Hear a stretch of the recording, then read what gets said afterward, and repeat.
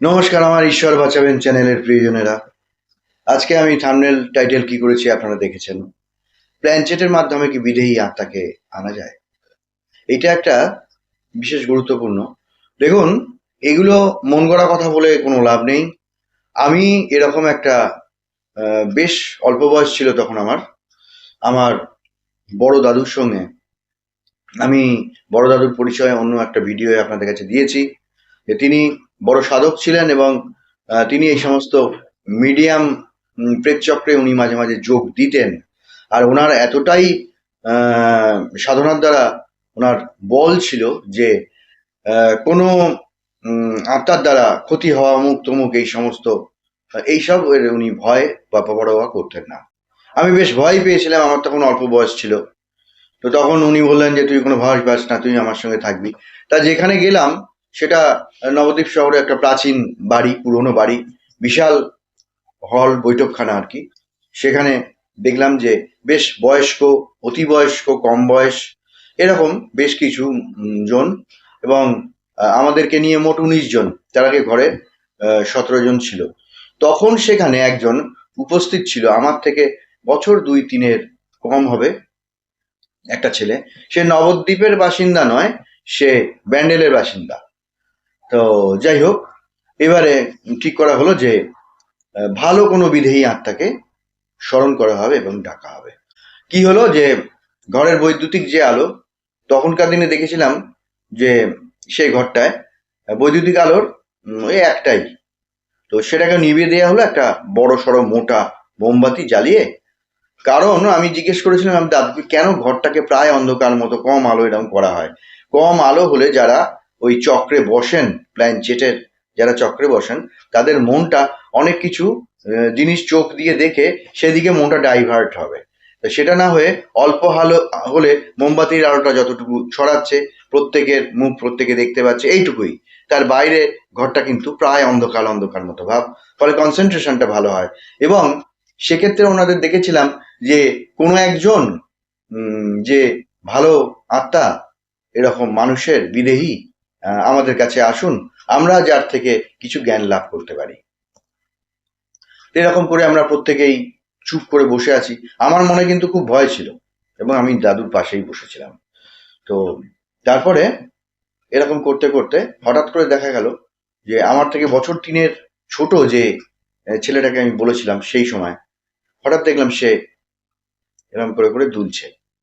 আর মোমবাতির আলোয় দেখা যাচ্ছে তার চোখ দুটো কিরকম দৃষ্টি শূন্যহীন, কিরকম একটা ঘোর ঘোর ভাব। এরম করতে করতে সে শুয়ে পড়লো। তখন তাকে সবাই ধরলো, ব্যাপারটা কি হলো। তখন সে তার মধ্যে দিয়ে কথা বলতে লাগলেন একজন, কেউ কি এসেছেন, কেউ কি এসেছেন, আপনারা কেউ কি এসেছেন। এরকম করে দেখা গেল একজন বয়স্ক মানুষের কণ্ঠস্বর। ওনার নামটা আমি পুরো বলছি না। ওনাকে শুনলাম যে ওনাকে চ্যাটার্জি বাবু বলা হতো। উনি জীবিত ছিলেন, তাও বছর খানেক হয়েছে উনি মারা গেছেন। তা সেই ছেলেটার কণ্ঠস্বর দিয়ে, তার চিকন পাতলা গলা, কিন্তু যে গলাটা আসছে, তখন আমার দাদু বলেন, আপনি কি চ্যাটার্জি বাবু এসছেন? বললেন যে হ্যাঁ। হ্যাঁ, আপনি বলুন, আপনার কথা কিছু বলুন, আপনি তো একজন মহৎ ভালো মানুষ ছিলেন। তখন তিনি বলছেন যে আমি অতৃপ্ত হয়ে ঘুরে ঘুরে বেড়াচ্ছি এই জন্যে যে আমার তো মেয়েটাকে আমি বিয়ে দিয়ে যেতে পারিনি। তা আমার মেয়েটা বড়ই ভালো, সে বাবা ছাড়া আর কিছু চিনতো না, অল্প বয়সে সে তার মাকে হারিয়েছে। তো আমি হঠাৎ করেই আমি এরকম দেহ আমার চলে গেল। কি হয়েছিল আমি অত বলতে পারবো না, তবে আমি মেয়েটার পাশে পাশে সর্বদাই থাকি। ও বড় ভালো মেয়ে, ও বড় কষ্ট পাচ্ছে। তা তখন প্রশ্ন করা হলো, আর বিভিন্ন লোক, বয়স্ক লোক ছিলেন, তারা প্রশ্ন করছেন যে কষ্ট পাচ্ছে বলতে কি হয়েছে। তখন তিনি বলছেন, তা আমার ছেলে, ছেলের বউ, তারা ওকে খেতে দেয় না ভালো করে। ও অনেক দিনই কাঁদতে কাঁদতে আধ পেটা খেয়ে রাতে ঘুমিয়ে পড়ে। আমি এটা সহ্য করতে পারছি না, আমার বড় কষ্ট, বড় কষ্ট, উফ, সে বড় কষ্ট। ওই ছেলেটার মুখ দিয়ে কিন্তু এই সমস্ত বেরোচ্ছে। তারপরে তখন বলা হলো, সবাই বলছেন যে আচ্ছা আপনি কি করতে বলেন। আমি বলছি আপনারা এমন শুভানুধ্যায়ী সকলে আছেন, তো আপনারা আমার মেয়ের একটা ভালো বিয়ের ব্যবস্থা করুন। তখন প্রত্যেকেই কথা দিলেন যে আপনি চিন্তা করবেন না, আপনি নিশ্চিন্তে যে লোক থেকে এসছেন আপনি সেই লোকে চলে যান, আমরা অবশ্যই আপনার মেয়ের বিয়ের ব্যবস্থা আমরা করব, নিশ্চিত ভালো বিয়ে দেবো, আমরা এতজন আছি। আর আমার দাদু ছিলেন, ওই বড় দাদু এবং ছোট দাদু দুজনাই ছিলেন খুবই প্রতাপশালী। আমার ছোট দাদু ছিলেন বিখ্যাত ডাক্তার, আর বড় দাদু সেরকম দাপুটে ছিলেন। তার কথায় গোটা নবদ্বীপের লোক শুনতো তার কথা, এমনই মানুষ ছিলেন। তো বললেন যে কোনো চিন্তা নেই। তখন ওই ওনার মুখ দিয়ে, ওই ছেলেটার মুখ দিয়ে বেরোচ্ছে, তার জানারই কথা না, ওনাকে সবাই বড়বাবু বলে ডাকতো। তা তখন ছেলেটার মুখ দিয়ে বেরোচ্ছে চ্যাটার্জি বাবুর কথা, যে বড়বাবু আপনাকে প্রণাম, আমার মেয়েকে আপনি ঠিক যতদিনে পাত্রস্থ না করতে পারছেন আমি মেয়েকে ছেড়ে যাব না, আমি যেতে পারছি না, আমি বড় কষ্টে আছি। সবাই বলল আপনি কষ্ট পাবেন না, আপনি নিশ্চিন্তে থাকুন, যে লোকে ছিলেন সে লোকে নিশ্চিন্তে থাকুন। আপনি যদি সঙ্গে সঙ্গে থাকেন মেয়ের, ঠিক আছে, তারপরে তার যখন সুরাহা হয়ে যাবে আপনি কিন্তু তখন আপনার লোকে চলে যাবেন, আপনি পুনর্জন্ম নিয়ে আসবেন। তা তখন তিনি বললেন সে অনেক জোরের কথা, সে অনেক মনের জোরের কথা। এটুকু বলতে বলতে ব্যাস, তারপরে চ্যাটার্জি বাবু আর কোনো ডাক পাওয়া যাচ্ছে না। কিছুক্ষণ পরে ছেলেটা একটু গোঙানির মতো শব্দ করছে, ওহ ওহ ওহ। তখন সে যেন নিজের হুঁশে ফিরে এলো, কিন্তু কণ্ঠস্বরটা সেই চিকন, তার যা গলা, সেই বয়সের যা পাতলা গলা। তার মুখেটুকু একটুখানি জল টল দেয়া হলো এবং ঘরের আলো জ্বালিয়ে দেয়া হলো। আর সেটা একটুখানি গরমকাল ছিল, জানলা দরজা কিছু খুলে দেয়া হলো, আর সুগন্ধি ধূপ জ্বালানো হয়েছিল, সেই ধূপের একটা ধোঁয়া হয়ে গেছিল। তারপরে সে তো উঠে বসলো আচ্ছন্ন হয়ে, কিছুক্ষণ পরে বলল একটু জল খাবো। তাকে জল দেয়া হলো, সে জল খেলো। খাওয়ার পরে বলল যে সকলে তোমার কি হয়েছিল, তুমি কি ঘুমিয়ে পড়েছিলে? তখন বলছে যে জানি না, আমি জানি না, আমি বলতে পারবো না, আমি জানি না। তুমি কি কোনো কথা টথা বলেছিলে, কেউ কি তোমাকে দিয়ে কোনো কথা বলিয়েছিল, তুমি কি কোনো কথা বলেছিলে? বলে জানি না, জানি না, আমি কিছু জানি না। সে কিছুই জানে না। এরপরে তাকে বলা হলো তুমি একটা শ্যামা সঙ্গীত করো। তখন সে খুব সুন্দর করে অপূর্ব গলা সেই শ্যামা সঙ্গীত করলো। আমি এবার এখানে থামছি। আমাকে আমার বড় দাদু বলেছিলেন দেখ, জীবনে এই প্ল্যানচেটের আসর টাসরে যাবি না। কারণ হচ্ছে যদি কোনো মানুষের খুব জোর থাকে, আধ্যাত্মিক জোর থাকে, তাহলে সেই সব মানুষ এবং তার আশপাশে যারা থাকবে সেখানে কোনো ক্ষতি হয় না।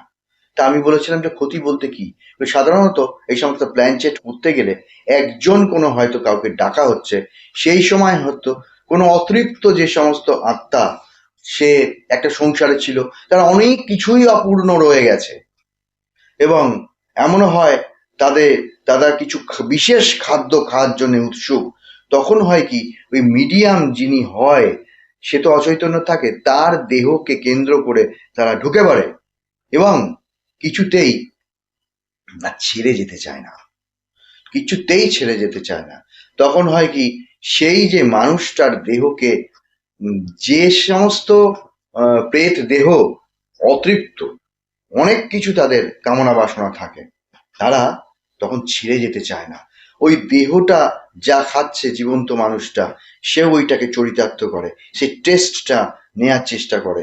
আংশিকভাবে তারা যদি ব্যবহার করতে জানে মানুষের দেহ, তাহলে জিভ দিয়ে টেস্ট নেবে এবং সেই মানুষটার স্বভাব বদলে যাবে, যাকে আংশিকভাবে সে ব্যবহার করছে। এই রকম বহু প্রেততত্ত্ববিদ এই সমস্ত মত প্রকাশ করে গেছেন। এবং সবচেয়ে বড় কথা হচ্ছিল, আমার দাদু বলেছিলেন কোনোদিন এই সমস্ত করতে যাবি না, এতে কোনো লাভ নেই। পরলোক বলে একটা আছে এবং ইহলোক পরলোকের মাঝখানে একটা বর্ডার লাইন বলে কিছু আছে, মানুষ চলে যায় তার আবার ফিরে আসে। আসলে অনেকেই প্ল্যানচেট করে তার প্রিয়জনকে আনার চেষ্টা করেন, ইচ্ছা করেন, আচ্ছা আমি এই করব।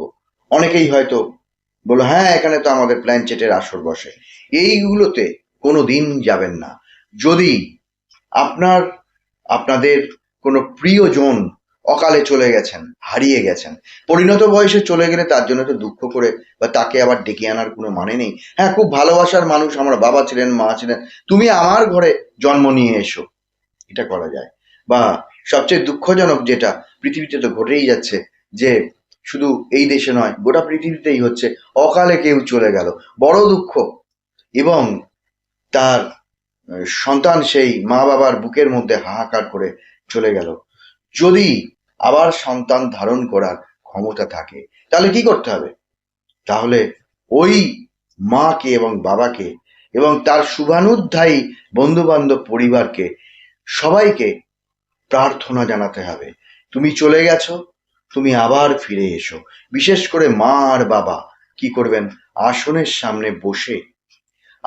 সামনে বসে ঠাকুরের সিংহাসনের সামনে বসে একটা সময় আপ্রাণ ঠাকুরকে বলতে হবে, ঠাকুর, আমাদের সন্তান যেন আবার আমাদের কোলে ফিরে আসে, পরিবারেই ফিরে আসে, এবং আমরা যেন বুঝতে পারি যে হ্যাঁ, আমার সেই এসেছে। তার যে হাবভাব নিশ্চয়ই এইটার তার মধ্যে, সে যখন একটা নতুন দেহ পাবে তার মধ্যে ফুটে উঠবে। এই রকম করে কিন্তু প্রার্থনার চেয়ে বড় কিছু আর হয় না। এই যে ঈশ্বর সাধনার কথা বলছি, রিলেটেড, ভালো করে মন দিয়ে শুনুন, লাফিয়ে লাফিয়ে যাবেন না। ঈশ্বর সাধনার শ্রেষ্ঠ উপায় কি জানেন? আরতি এবং প্রার্থনা।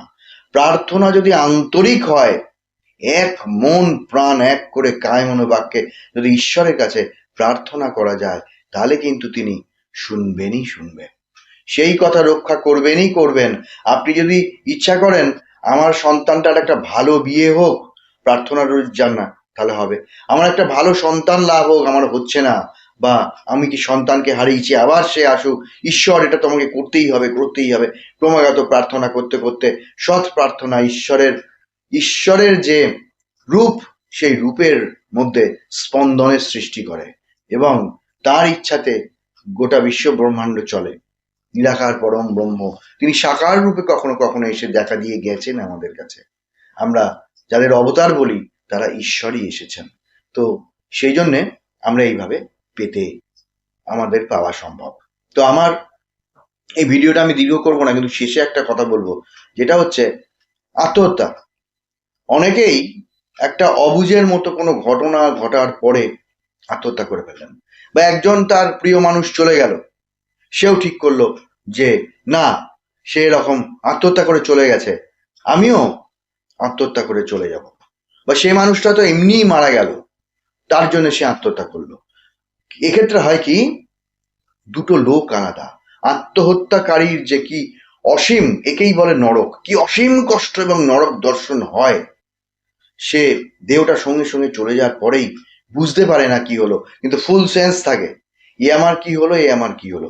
তো এই নিয়ে আত্মহত্যা এবং আত্মহত্যা মহাপাপ কেন বলা হয়, কেন করবেন না, কি করে এর থেকে উদ্ধার পাবেন, আমি এই নিয়ে একটা ভিডিও এর পরের পর্বে বলবো। তো আজকে আমি প্ল্যানচেট নিয়ে বললাম, এবং তার ভালো মন্দ তাও বললাম। কখনো কেউ কোনোদিন প্ল্যানচেট করতে যাবেন না। যদি প্রিয়জনকে পাওয়ার ইচ্ছে হয়, সে তাহলে ঈশ্বরের শরণাপন্ন হবেন। তা আমার প্রিয়জনেরা, আজকের এই ভিডিও এইখানেই শেষ করছি। ধন্যবাদ, নমস্কার।